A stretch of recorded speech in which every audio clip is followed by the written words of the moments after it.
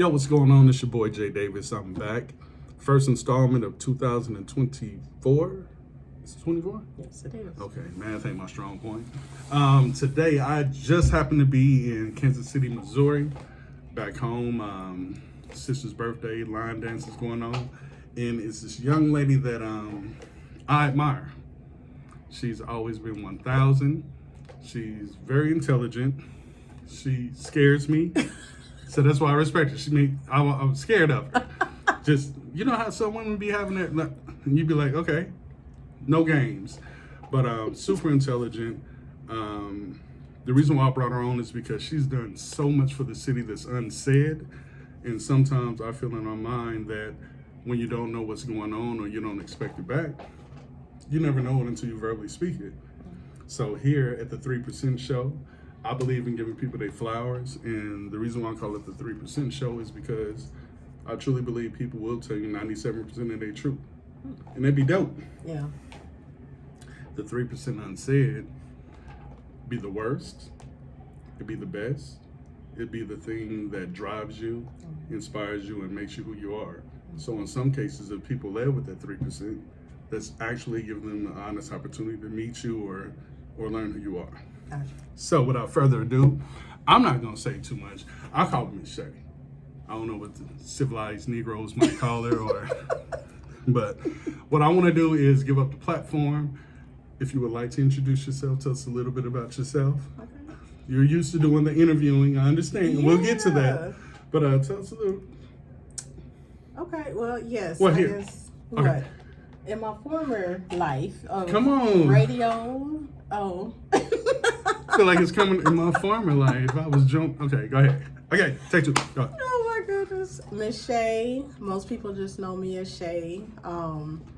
I have a very unique journey. I feel like it's been very unique. We're gonna get into the journey too. Yes. I'm gonna learn with it. Go ahead. But you know, we've been knowing each other for a long time. I've been gone for 12 years, so we've been knowing each other way before that. please listen to my demo. Please listen to my demo. I'm sorry. But now, you know, I'm a program director. I'm going to call myself a rookie author. I'm working on a book. I'm a mom.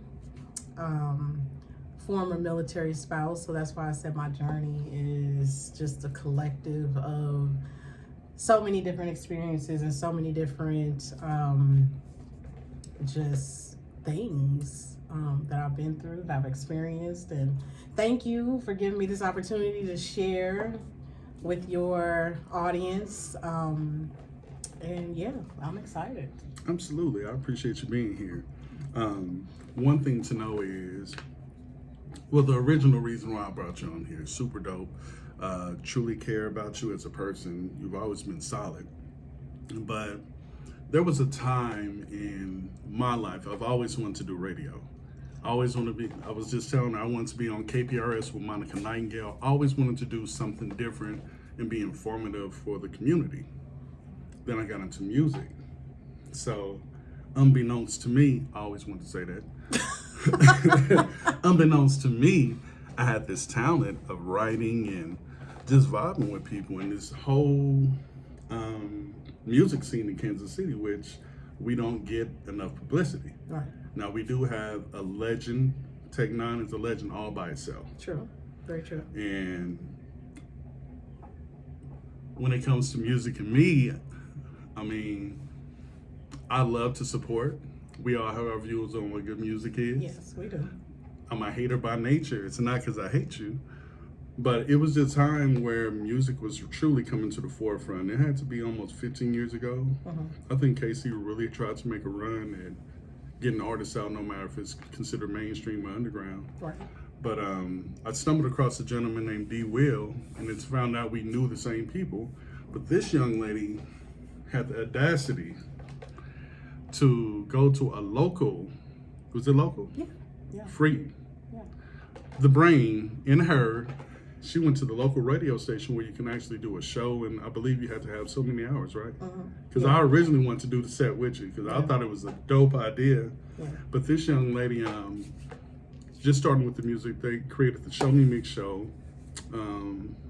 You would be impressed by who they put on, or you just never know who people will be. So basically, I believe that this young lady has bridged the gap. We were talking about a civil war. Yes. I feel like if you're underground, quote unquote underground, doing bar gigs, this and that, you're keeping it real hip hop.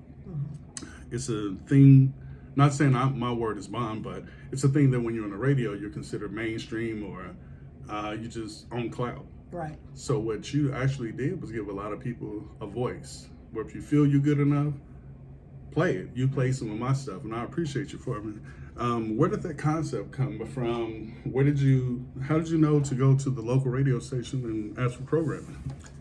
The birth of the concept actually came from my desire. I feel like there was a gap in it when it came to the music industry, if you will, in Kansas City.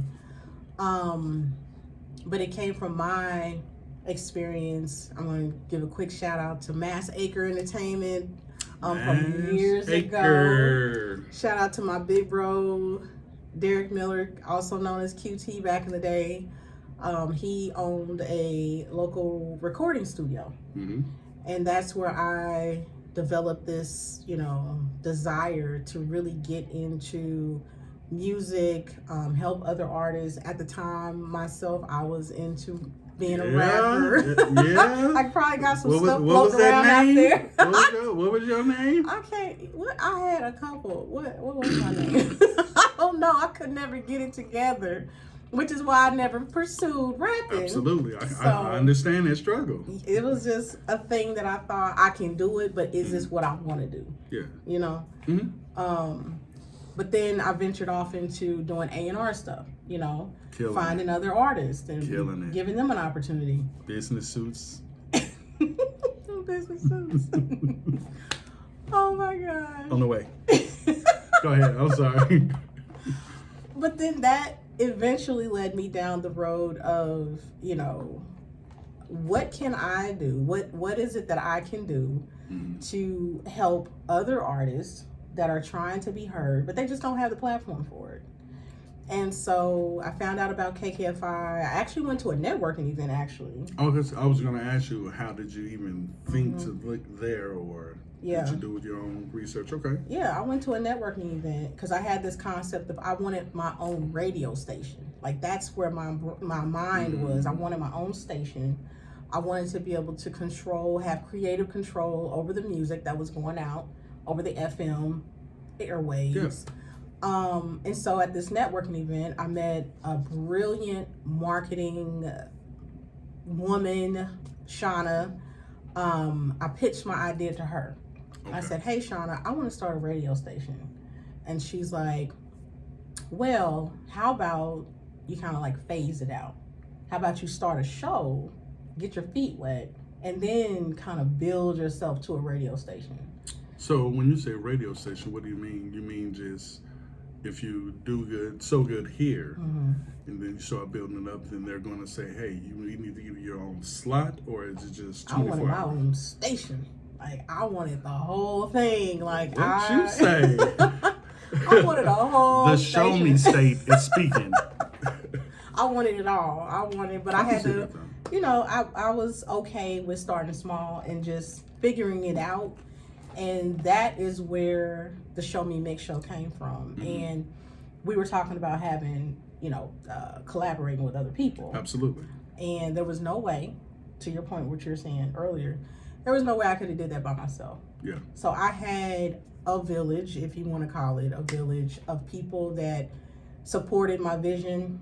It was a shared vision. Yeah. And so, shout out to Lonnie Love, Shamel, all the people. Shamel, a little bit.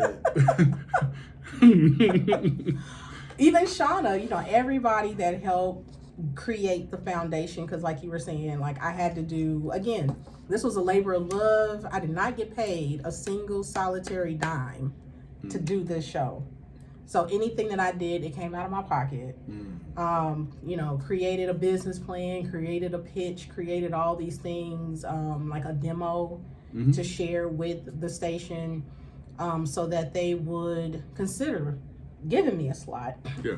So it was a lot of time and hours that were put into just being able to get the slot that I wanted. Now, they initially wanted to put me on a very late time slot where nobody was listening. I don't know if Cool Wayne, he had a show there. Wayne. Yeah. And he was on like after midnight or something like that. He was.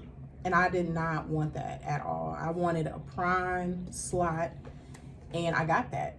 I got Saturday nights. I think it was 8 to 10. 8 to 10, yeah. That was that was all I was gonna take. I wasn't gonna take anything else. That's what I wanted. And so that opportunity. Power positions. I'm telling you. I'm telling you. When I met her, I'm telling you, it's an aura. So 8 to 10. 8 to 10. That's all I was not gonna deviate from that. And that's a prime slot, though. Yeah. Yeah. Because most people going to the club, they, they chilling, they making decisions. They need something to get them going. Right. No shade to KPRS by any means, but it's a difference. Go ahead. Yeah. But it was the time slot that I wanted. And initially, I did not want to be the host. I wanted to be behind the scenes. I just wanted to create the show, put it out there, and have other people, host and do all the things. But because it is a volunteer opportunity, it's hard to get people to dedicate their time, their free time, especially on a Saturday night. Absolutely. And so I was pushed into the front seat of Miss Shai and being on the air. And how was that for you? Scary. It was very scary. Really? It was very scary. I mean, and you would think, well, nobody can see you back then. Because we're talking about 2005 is when I think I started the show. So back then, it's just FM. Nobody can see you. We weren't doing live streaming and all. Right. But it was scary to know that, thousands of people will be listening. And it's live, so you can't edit it. Like, there's no editing. So whatever you say is out there. They heard the nervous laugh. That laugh right there. That laugh right there. I was like, oh, okay, she all right. She doing all right. Yes, it was all out there. So how long were you, and I know your story, but I'm just saying, how long were you kind of doing this by yourself before you start having guests? Was it just random people saying, hey, I see what you're doing, and I got time today? Or how did you select the people that you wanted to kind of gravitate towards? Was it more or less of not an interview session, but it's just people that made you feel comfortable? It was more organic. So, going to different events. Initially, like when I started the show, it was myself and Lonnie Love. Like we were the two on-air personalities. And then as the show began to get more listenership and people started to learn about it, then other people would reach out and say, hey, I like what you did on the air. Or, I have a friend that wants to get their music played. And it just kind of organically grew. Yeah. It's just people that had the same energy gravitated to the show. And that's true. And one thing to enlighten you all, like this joint here, this hotel I'm in, okay, cut that in half and think of brothers in there with hoodies, with locks that might smoke weed, and the cat says, keep it woke with that chew on the tree branch. You got all these people trying to be quiet in a booth, and this was at the old station on the hill, right? Yes, the original station. Yeah. So you started out at an 8 o'clock to 10 slot. You're fresh coming in. No introduction, no lineage, nothing. You got the time slot you want. You have people in there. I can attest to the people I've seen when you start seeing DJ Toxic wanting to do things, when you start seeing other people coming to the booth more, bringing their demos. It was so dope for me, because again, like I said, like I'm a true artist. Like I don't have all the answers, but I was like, it was some stuff that came through there. Yeah. But then again, it was some stuff where I was just like, well, at least you got the opportunity. Right. Because I felt that in that time, it's like an election. Mm-hmm. People are wanting to have something, Mm-hmm. or nothing against KPRS. Right. You're not going to play our local stuff. Right. So in some instances, you have artists that would never leave home. So you're killing it. You're dead in their dream. But you all gave them opportunity. Yeah. And that's what I was trying to convey to you when I reached out. I'm like, you were giving people a lifeline. Yeah. And you started from the bottom. And I didn't know that you was financing it. I knew you had a business plan. Yeah. Because you had the duffel bag. You had the parachute. When I tell you, if Vivica Fox was a person back then, meeting Mary Jane.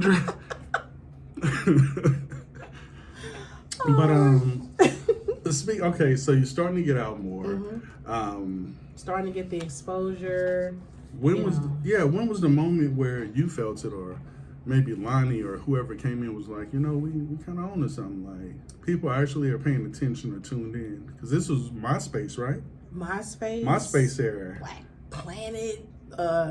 So that's the technology we own. But hey, if they played your joint, you try to get it on your MySpace page so people can follow there both ways. Yeah. That was the only way it was playing. So at what point eventually there was Facebook, Yeah, but that was crazy because I wasn't a student, so I didn't know about Facebook. When they let the heathens get on Facebook. Oh my goodness.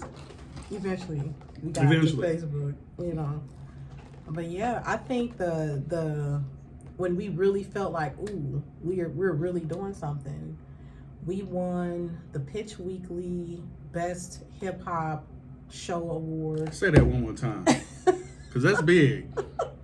That little black and white or color, if it was in color. It was in color. See? We had and that was after 2 years, a year or two. It was very early in starting the show. At least I felt like it was early. It has to be. Yeah. Because you have no competition. They know the station really playing hip hop. It was only KPRS, and you had to be like Black Eyed Peas playing on any other thing. So you all really impacted the city. I wanted to say thank you because the reason why I didn't do music because I hated my voice. Oh. My original voice, I'll talk like this, but I have a deep voice, and I was just like, I couldn't do it. It wasn't no Blue Up the Temptations rapping. But man, I thought you was trouble. But I mean, because of you, like artists like, shout out to D Will, Steroids Music back in the day, D Will. Yes. We had so many Franco. We had I still listen to Ses Crew, Soul Servers, Eucalypto Radio, Jay Young. I listen to a lot of people. And you basically gave opportunity. Like I've never heard my song on the radio. Yeah. Ever. And the demo was made with like a sink in front of me. No boot, no styrofoam. So we had to be direct, and that's the type of things that you were allowing us to do. You basically play our stuff so we wouldn't have to be like hustle and flow and have to go to clubs and pay. So I truly appreciate that. And you all went to the awards, right? Yes. Yes, we had the opportunity to go to the 2007 BET Awards. Me and Lonnie and Shamel, Melissa, we went to the 2007 BET Awards, and we were able to learn, connect with, the big artists in the game, and it was for me, it was a really good learning opportunity. And then from there, we were able to go to other major events, other major music conferences, and bring that knowledge back. And that was something else that gave us a little bit more leverage to connect to the artists, because then they're like, oh, okay, well, how can I do this? How can I do that? So then it became more of a knowledge sharing. In addition to, I want to give you space, to have your music played. A safe space too, an opportunity. Yeah. Now this is when you go to the new station, right? This is the new station. Because you start off at the old one, 8 o'clock time slot. You knew Booty Well, not new booty. You can't say that. But you're brand new.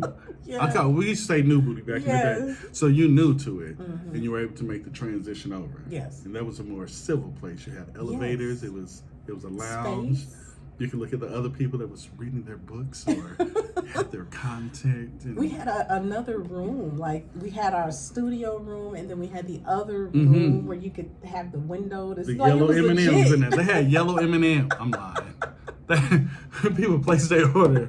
But the reason why I'm saying that is just when you did the BET Awards and more things, was that in your blueprint? No, absolutely not. See how dope you are? Yeah. That's what I'm saying. Like, what you created and what your process was and the ability that you've given everybody and people believing in you, your manifestation went further than what you wanted. Oh, way further. I mean, again, I wanted to stay true to the North Star of giving local artists an opportunity, but then other opportunities came about to where we were getting interviews from like Rest in Peace Guru. Like, we interviewed Guru. Come on, let's run this back. Okay, so we're gonna get to, I'm not gonna say braggadocious, but now we're gonna get to some meat and potatoes. And I'm sure this young lady, when she brings up these names, it's not to boast and brag, but it's a part of the journey and testimony. Yeah. Because literally, I think that when you're independent on a radio station where you have to have enough hours, so Yes. you do have to put in work. You just can't show up in there and say, I want a show. Right. You have to clock in these hours to the point of you start meeting people like Guru. So when we say these names or whatever the case might be, because I had moved, I didn't know the show was still going on 10 years later. So this is the interesting part for me. So as you proceed and you get bigger or more people are interested, who are some of the people that actually appeared on the show, or you were just like, wow, and most people wouldn't pay them attention or realize, oh, okay, even them, they might be like, oh, I came through there. Yeah. Oh, wow. I mean, whether it was in person or just a radio, a phone interview. Right. I had the opportunity to interview MC Light on the show. She's like by far like my favorite female MC. And just having the opportunity to talk to her one-on-one. I know your nose is wide open. Oh, that was like the highlight. If I didn't do anything else, I was content. No, I take that back. No, let me stop. Because I had always wanted to meet Ludacris and T.I., so I'm not going to act like I... Well, MC Light, that's huge, though. It is because she's a legend. It was like we actually cold. Connected with legends. That's what I'm saying. And it was you like, connected with the voice that does the interviews for the BET show. Yes. Okay, so It was, Light as a rock. Yes. Brian Kennedy, he came through the station. Miguel, and this is when they were in their the infants, like they were coming Brian up. Kennedy wasn't old enough. Yeah. I remember him sneaking in ULIT. We had to let him in because he was too young. He had that Christmas. What is Christmas? I need that CD, bro. And shout out to you. I'll seen you on R&B Monday. Yes. Great interview. Great interview. But you did send me that picture. Miguel just looked like a kid. Yeah, I didn't know what he was. He was light skinned, pretty hair. That was before he had the weight, the high. It was just like low. It was the struggle. He just stopped in the city. Didn't know the barber. Go ahead. Jay White, I don't know if many people know about Jay White. He produced Bodak Yellow for Cardi B. Like, he was one of our... You introduced me to that. I didn't know that. Really? And that was Cardi B's breakout song. Yeah. I didn't know that he was from here, was on your show. Well, you gave him the opportunity. Yeah. So when we As talk a about producer. people like that as a producer or anything in DJ, so at this point, was it... you had stopped doing this and you handed it off, and I did. Because it has to be a format and a structure that y'all allowed that still played according to what you originally wanted. So Yeah. So, like, we had those opportunities. Those opportunities came to us, but then I wanted the show to evolve beyond just, we're just going to keep playing local music. Like, I wanted to evolve from that. So we started to do... You better not play no Lil Wayne. This ain't the station. Yeah, you that was in the early stages, though. Yeah, but I appreciate that I could bounce stuff off of you, or you would listen and you would give me good constructive criticism. Y'all was doing it all. Y'all was killing it. It was just like, I'm like, don't fall. Yeah. Y'all got it. Like don't steer KPRS off. is playing it too much, don't play it. Right. And you held your own, so. Yeah. That's so why I you appreciate like Bodak Yellow. Yeah. Like, and these are people that, like I said, in the beginning, their careers were at the beginning stages. mm-hmm. And now fast forward, these are Grammy winners and this, that, and the other. So I look back and I'm like, oh, wow. Like I had a little, even if it was a little piece, I had a little piece in that. But the show had to evolve. I mean, it was on the air for 10 years or more.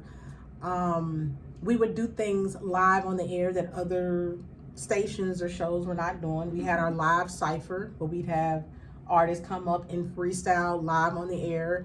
Nobody really understands how big of a challenge that was, because it was difficult getting people to not cuss on the air. I had to the N-word, the F-word, that whatever word that was not allowed on the air. I'm Did you I'm have not somebody trying like this? Me.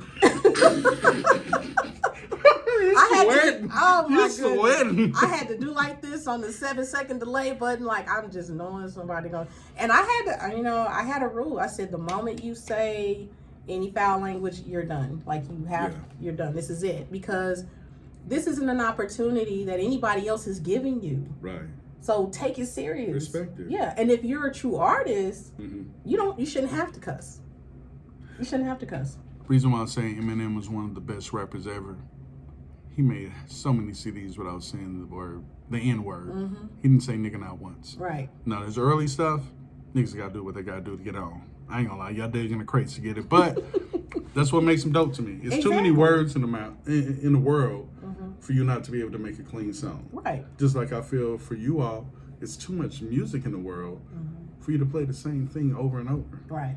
So if you want change, you gotta make change. We need people like you to step up and offer opportunities, because if it's rating based, mm-hmm. then shit, when ratings decrease, the music decreases. Right. So that's why I appreciate what you've done. Well, thank you. Like for real. And it leads to you being able to show this to your daughter. Yes. So you have a legacy. Absolutely. And you have life. So mm-hmm. the 10 years plus, you put it in good hands. Yes. Shout out to DJ Shout. I just want to say, yes. Shout, I love you. Amber, I love you. Yes. Like, you opened so many doors for me, even to hang around with people like that, so I wouldn't seem silly. But from neo soul to hip hop, Shai, you were still killing it. Mm. Shout out to D Will, the conductor. The conductor, huh? You know, he told. I ain't gonna do his list, but I'm with the. Oh my God. Only cat I know wearing dunks back in the day, like hard. Skateboard. Okay, I'm sorry. Okay, man. You good. So, life is lifing. Life is lifing. You have a whole legacy. Yes. You move on past that to go ahead. You create this search engine mm-hmm. before it's time. Because literally, I looked at that situation. Like, they had a whole podcast before podcasting was open. Yeah. Free. Mm-hmm. You could get it, but you just have to find the information, put in the hours, and grow. What happens after you do something like that? Because by then, 2011, I leave, so I'm out of touch. Yeah. I always wonder what happened to you, Lonnie, and everybody else. Well, I personally, in 2013, I actually handed off the show to my cousin, DJ Kedwers. Shout out to my cousin, DJ Kedwers. He did a phenomenal job of keeping the show going as long as he could. Mm-hmm. But of like you said, evolution. And, your family is going to come first, obviously. Absolutely. And so he held the show down as long as he could. Shout out to DJ Kiz One, Black Steel Brothers, Mixo Flicks. Come on. They also came in and took the reins, and mm-hmm. they took it as long as they could. That's dope. You had everybody gardening, and everybody wanted to grow. Yeah. It didn't matter who the head was. It was just, let's keep it going. Yeah. And they kept it going. I handed the torch over, and they kept it going as long as they could. But I think the show ended in 2014-ish, maybe 2013, 2014, maybe 2014, because I believe I was still listening to the show even when I was a military spouse, moved away to Louisiana. What part? Fort Polk. Is that by New Orleans, or people here in Louisiana? Are you guys New Orleans, Southern, or Grambling? Where what? It was about 2 hours away. Like, for anybody that knows anything about Louisiana, it was really close to Texas. So okay, so you're over there by Houston, because Beaumont's right up the street. I'm in Houston now, so. Well, we were like an hour away from Beaumont, Texas. Oh, you was in Houston then. The only thing y'all had was motherfucking casino. You out there by Lake Charles and all that. Yeah, okay. We would go to Lake Charles all the time. They got that restaurant. It's off the highway. Ooh. Yeah. Hello, Tom. Go ahead. I'm sorry. So you life is life, and you decided to move. So you met a fella. Yes, I met my a tall daughters. fella. You a little bit taller. Okay, I was taller like, than me. I ain't. Or you? I didn't. You, because you already tall all by yourself. Got them Prince heels. Oh my goodness. With the parachute. The parachute, really. All right, I'm sorry. Go ahead. Yes, I moved away from Kansas City 2013. Became a military spouse. All right, I didn't know that. Yeah. Went to Louisiana. So I was still listening to the show. I feel like I was even still listening to the show when I was in Hawaii too, because I think 2016. So maybe the show did last a little longer than I'm thinking. It has to. Yeah. So, but they kept it. They kept it going. Like I said, I became a military spouse. I still had this desire to be a part of radio, and it was still, I felt like there was still something in there, but I had to prioritize my family and prioritize moving and prioritize all those things. So now, that went to the back burner. So from Kansas City, and then military. Military spouse, yes. How's that adjustment? Hard. Besides the PX. PX got the discount. The PX in the commissary. That's it.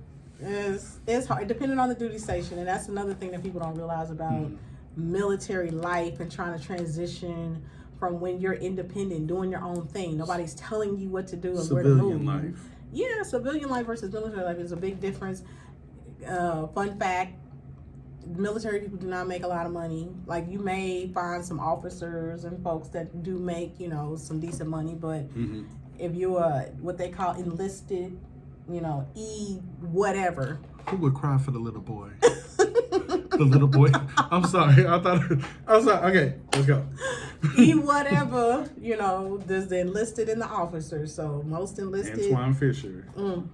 They don't make a lot of money. I mean, they make decent, but it's not. Love. They're not it's rich. a love-based, love, trust. Oh yeah, and make it work. You are actually serving your country because you want to serve your country. That's what you want to do. So yeah. So that comes with the trust, and you moved to Louisiana. Yes, moved to Louisiana. Okay.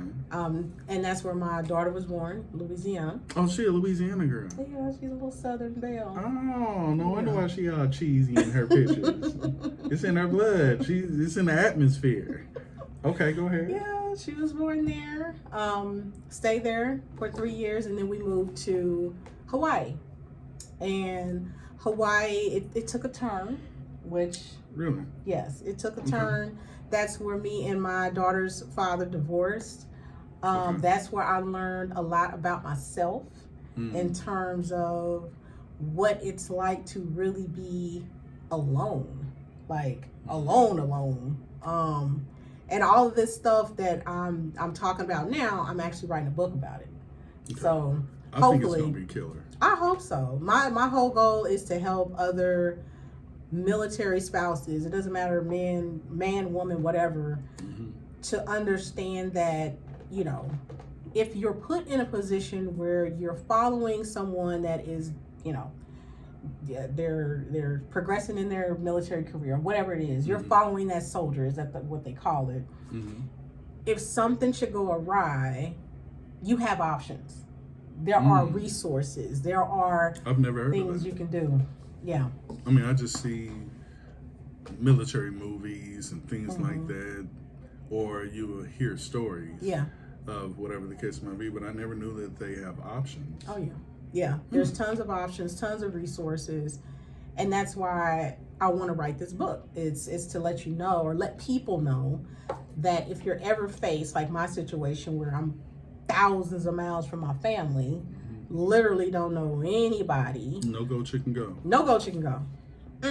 No gates. No, none of that. Ain't got none of that. Just pineapples. Just pineapples. Pineapples and sunshine and the beach. Is it? That's it. That's No it. pork? That's all. A lot of pork. Yeah. A lot of pork. A lot of what is it? Spam. Is that Oh, spam? is that what The Rock grew up on? I guess so. 'Cause that's all they eat over there is some spam. Spam? A lot of Spam is spam. good. Is it? It's Because salty. I've never isn't ate it. Spam and mustard. Oh. Just don't That look at the sounds little shaky twangy. yellow stuff. Oh, gee. See, Spam? Spam is the... I could not get with the spam. up. You put some spam in some ramen. Really? Make your ankle swell. Go ahead, I'm sorry. But Hawaii was bittersweet. Uh-huh. I learned a lot, met some phenomenal people that helped me get through that time. Spiritually, I grew. My faith became a lot stronger, because when you don't have anything else and all you have is faith, then there you go. Okay. But, I ain't gonna elaborate on that because we're a spiritual world. I don't even know when people. I'm listen. You whatever you are, but I mean I can only imagine you're that far. You have a 3 or 4 year old. She was only 1.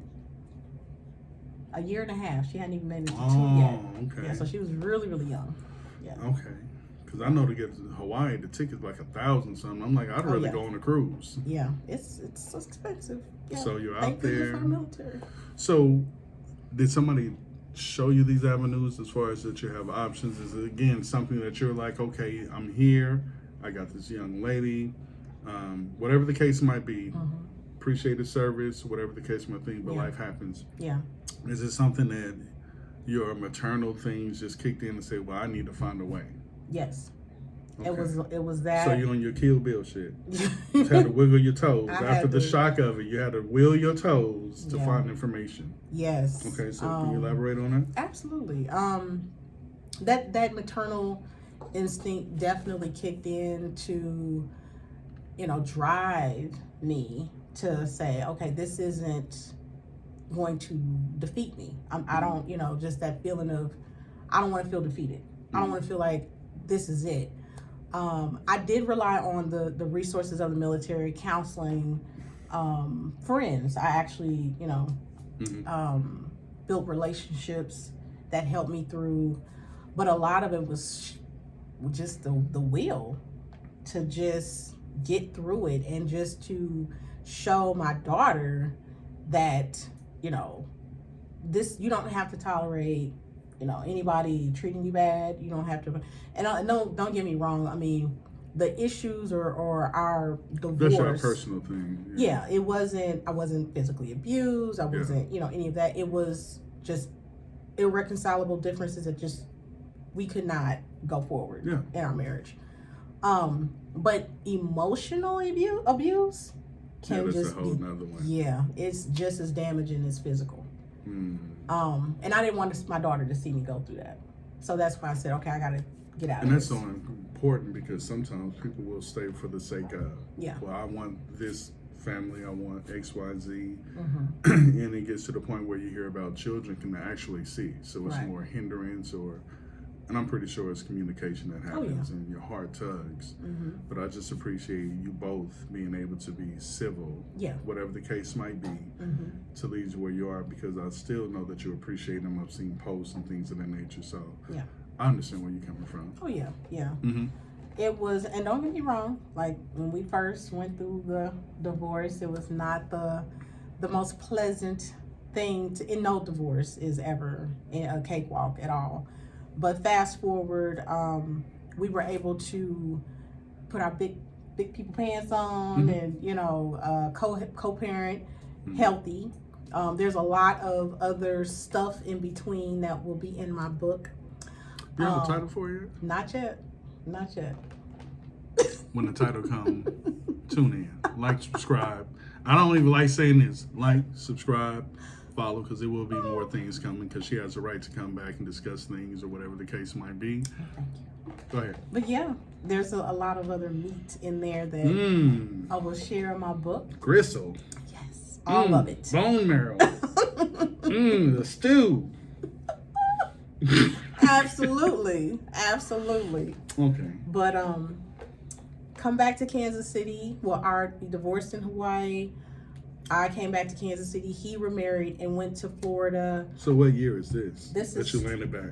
2018. How did you feel about being back home? I was torn. I was very torn. I loved Hawaii. I still love Hawaii. But you ain't no spam. No. You I ain't gotta eat spam to love Hawaii.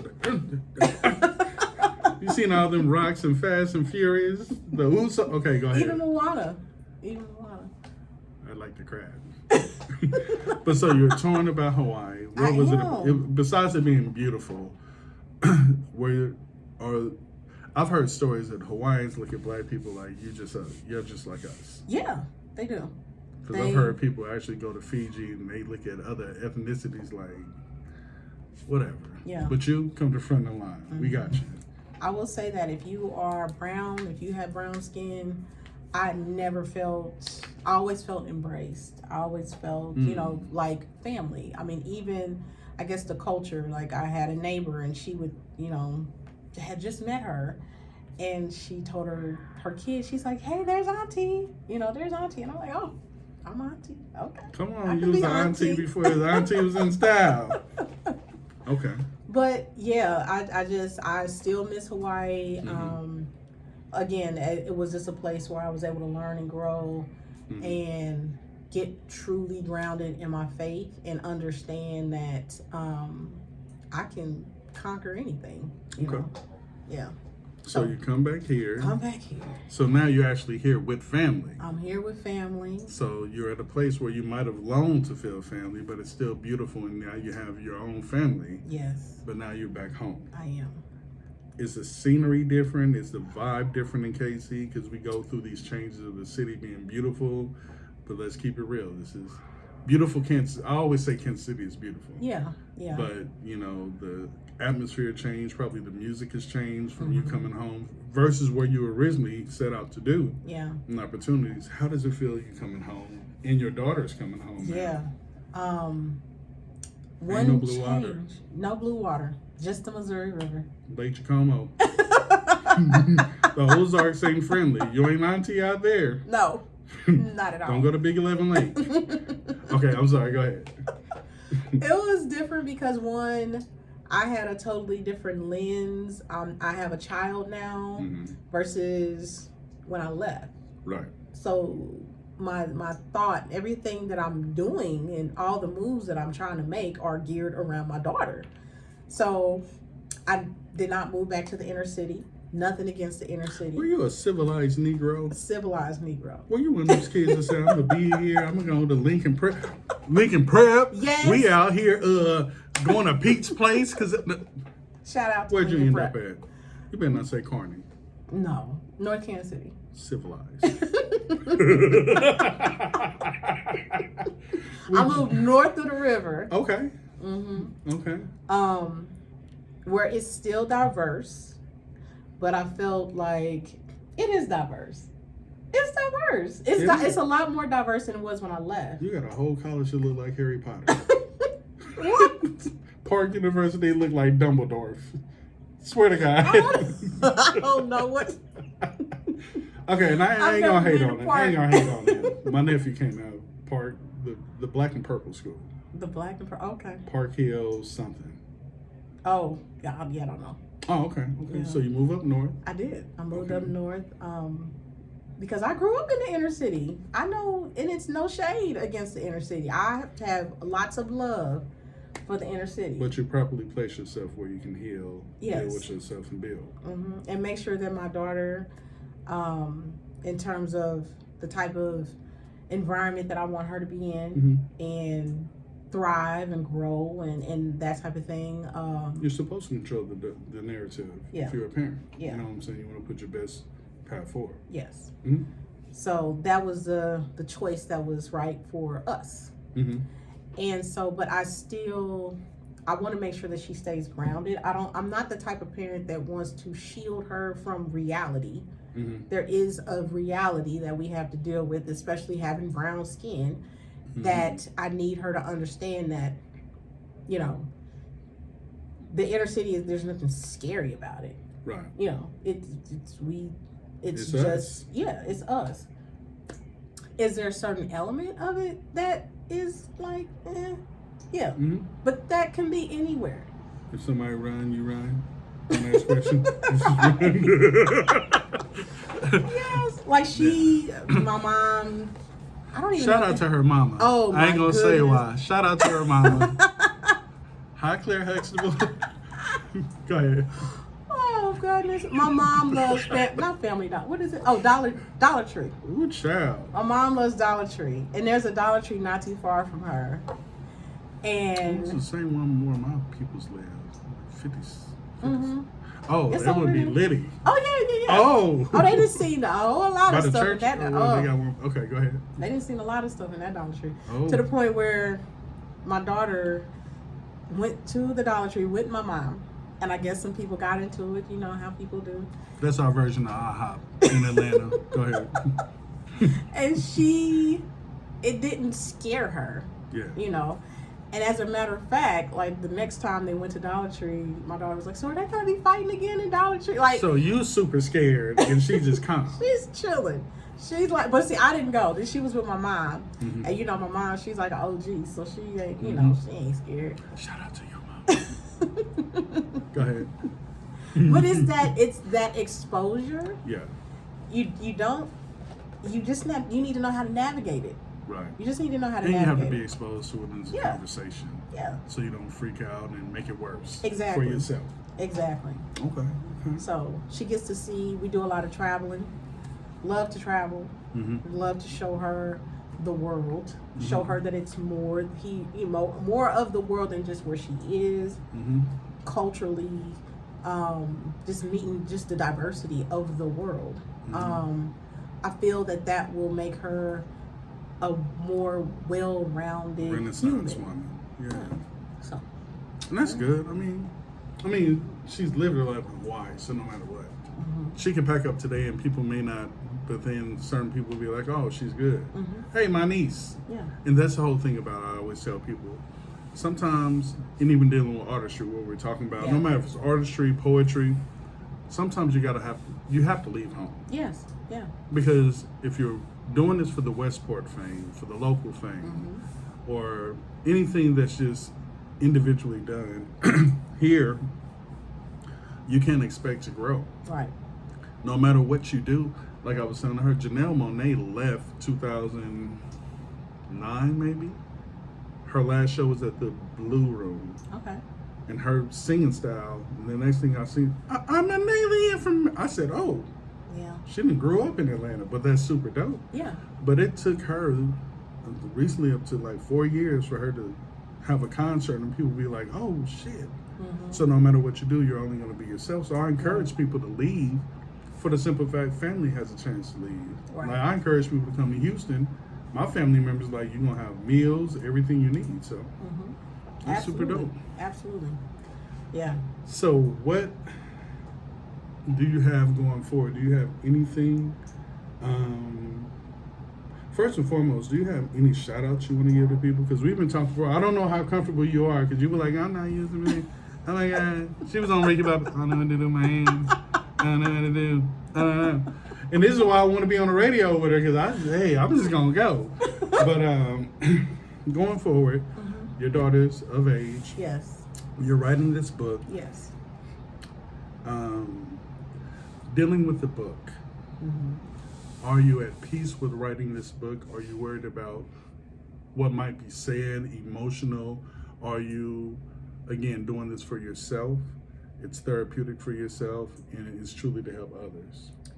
I think it's a combination of, it is definitely therapeutic. Okay. I also want to share the narrative. I want to share my truth.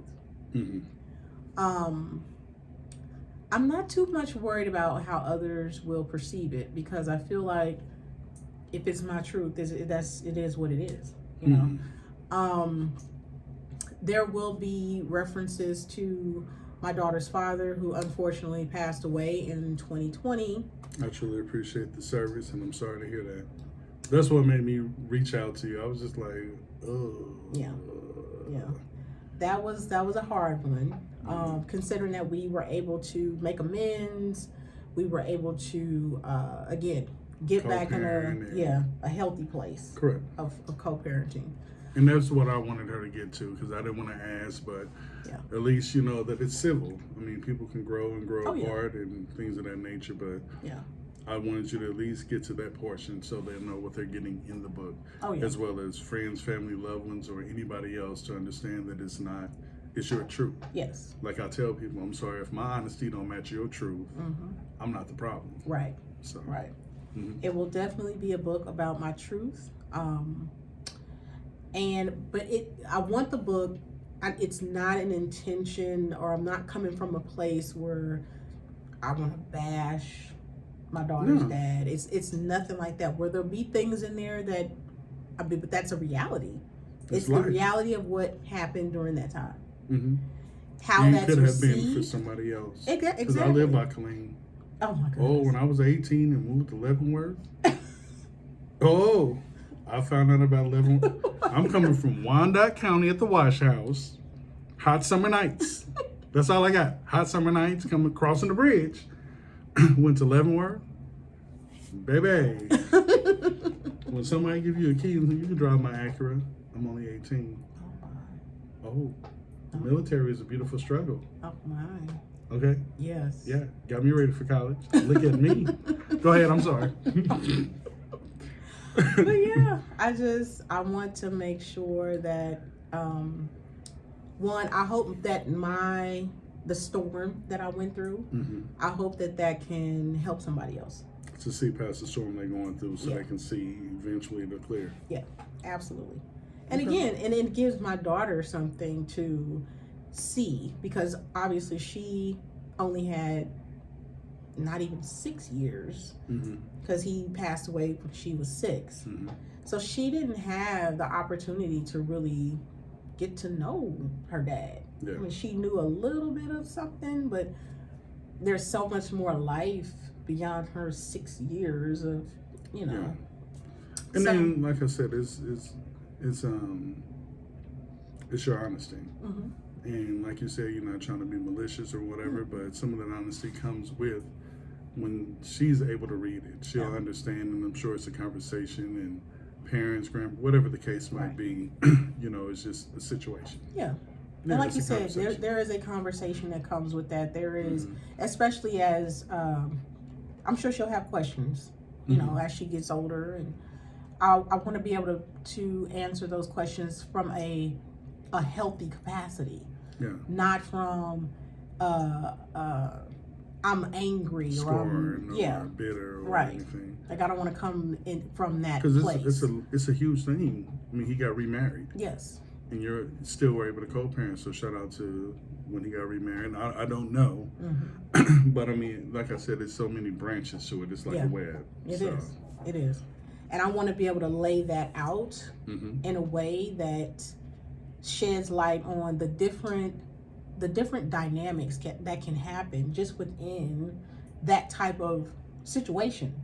Whether it's civilian life, military life. I was just about to say that. Yeah. And like, it's no shade to the everyday person. Right. However, when you're in a military situation, you are in that situation. All you can do is rely on trust, honesty, and growth. Right. And sometimes growth looks different. Yeah.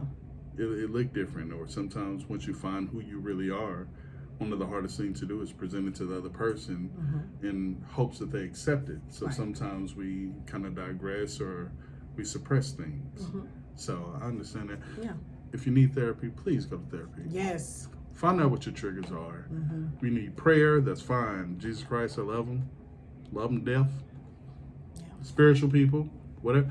If you pray to this icebreaker and this got through this far, I'm not going to argue with you. I'm not going to debate on you. But I will say that therapy is definitely needed. Yes. If you don't believe it, Take the time to use your 2 free therapies. Most people got 2 of them if you work at a JOB. Okay, I'm sorry. Go ahead. No, that's true. And I'm glad that you said that, because a lot of people, there's still this kind of stigma around, therapy and counseling, and or it's in help. style. People will do it. Right. But you can't go in telling your therapist half truths. Yes. And expect a real answer. Yeah. Shame on you. Or for them to guide you to the place that you want to be. Like, you have to be transparent. You have to be transparent with Ass yourself. Naked. Ass naked. Whatever you look like, ass naked. That's what you gotta be. I found mine the secondary. I was lying. I was half truths. Just don't know nothing. Man, when I met my therapist, it took a year. They got you when you're crying. It took a year. I had tears in my eyes. I said, Renee, boy. But it was a breakthrough. Yes. It was a breakthrough. Yes. That my mother couldn't give me, my homeboys couldn't give me, the church couldn't give me. It was just a breakthrough. Yeah. Absolutely. So yes, definitely take advantage of any, if it's mental health, if it's what is it? Take your time, let them lead you. some sort of trauma that you've had to deal with, and you're still trying to process it. Triggers too. Yeah.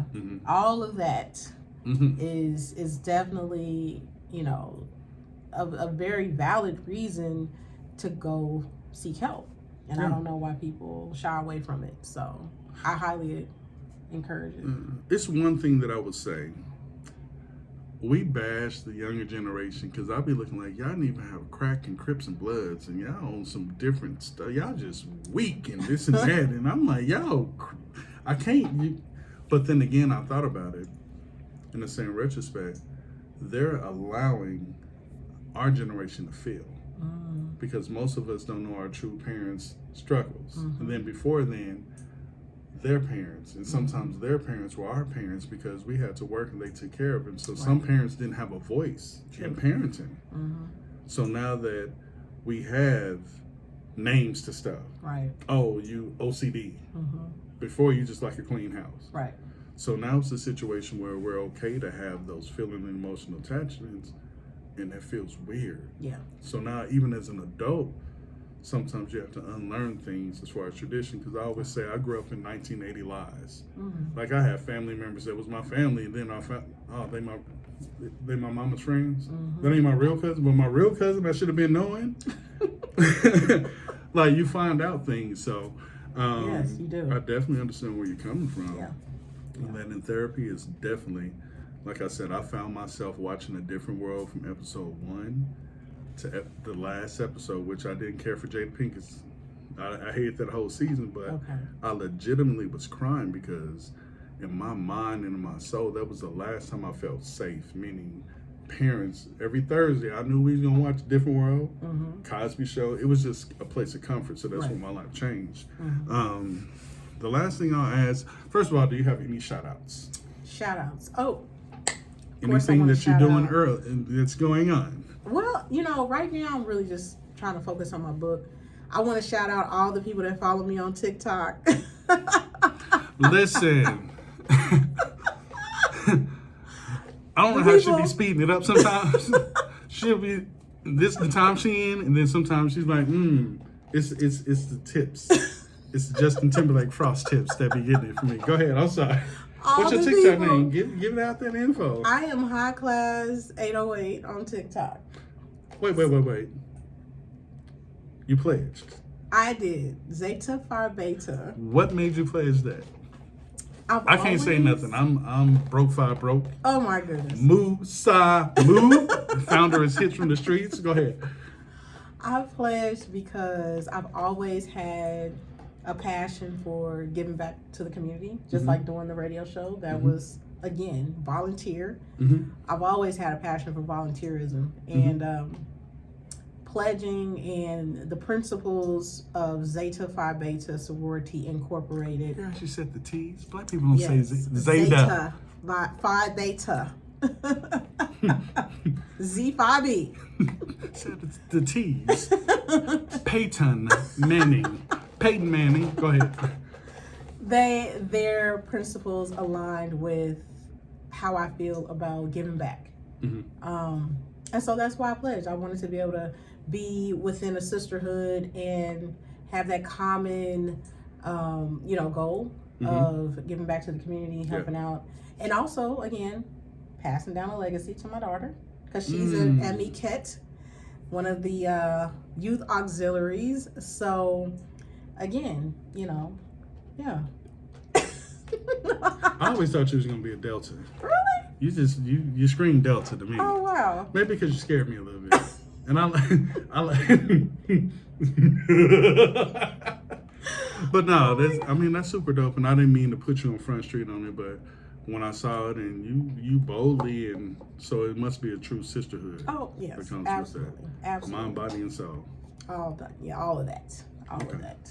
Giving back. We're always trying to do something, whether it's scholarships, doing things within the community to help. Interesting. For interesting. That's an interesting Especially word. In Texas. Yeah, interesting. Oh, okay. I hope interesting good. Hey, what do I know? I've never crossed the burning sands. I don't know nothing. I know nothing. Never been in the cut or nothing. Hey, I'm chilling. I'm just civilian. Civilian. Oh my goodness. But y'all can hook me up on the job opportunity. I know some people. Make me an honorary. I was born on 11/17. Oh my goodness. So I do want to give a shout out to my sorors. I want to give a shout out to my sorors.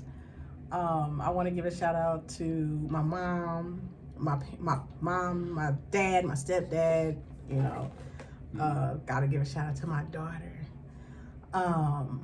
Just everybody. I mean, there's so many people that have helped along my journey.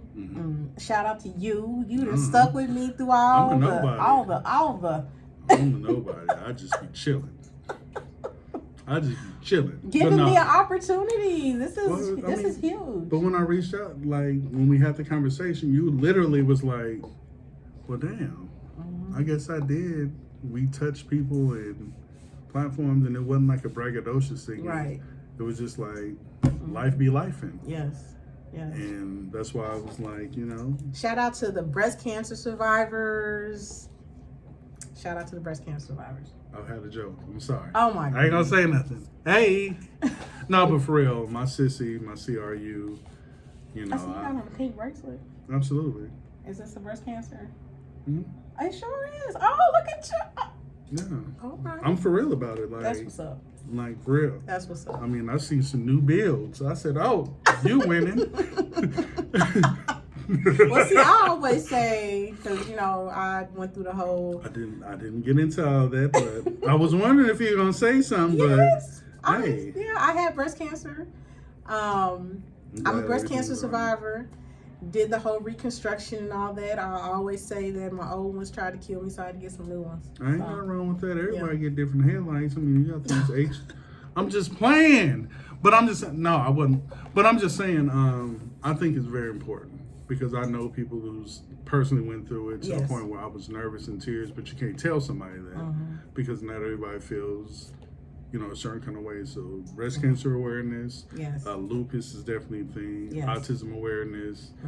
These are ALS. My sister's mom passed away from ALS. Really? Yes. So I'm a big supporter, advocate of, these medical professionals that got the big brains to figure out how to, cure that.